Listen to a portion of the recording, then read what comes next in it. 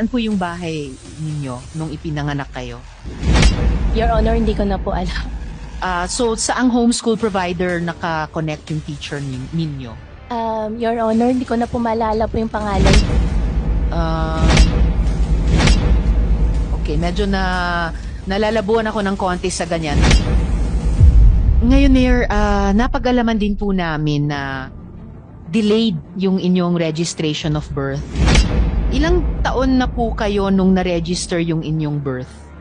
Your Honor, hindi ko pa lang po siya masyado maalala po ngayon. Okay lang, check ko po. Oo, please, Pasensya. please inform us during the hearing. At bakit po delay yung pag-register ng birth nyo?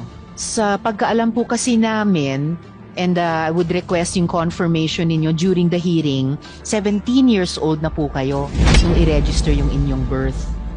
So if you can confirm that during the hearing, tingin ko may halaga malaman bakit. Kung tama yung informasyon namin, bakit at 17 pa lamang ni-register yung birth ninyo? At saan pala po kayo ipinanganak? Sa ospital ba? Sa bahay ba? Sa lying-in clinic ba? Your Honor, ang sinabi po sa akin sa bahay po. Sa bahay. Saan po yung bahay ninyo nung ipinanganak kayo? Hindi ko na po, Your Honor, hindi ko na po alam. Opo. Still, out of